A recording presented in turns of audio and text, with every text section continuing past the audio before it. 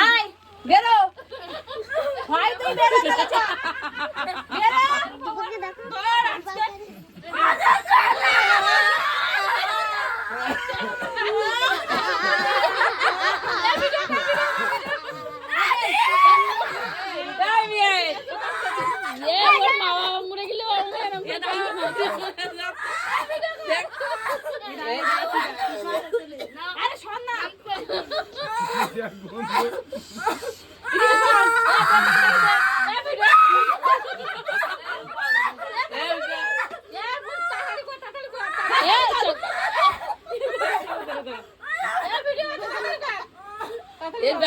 ধর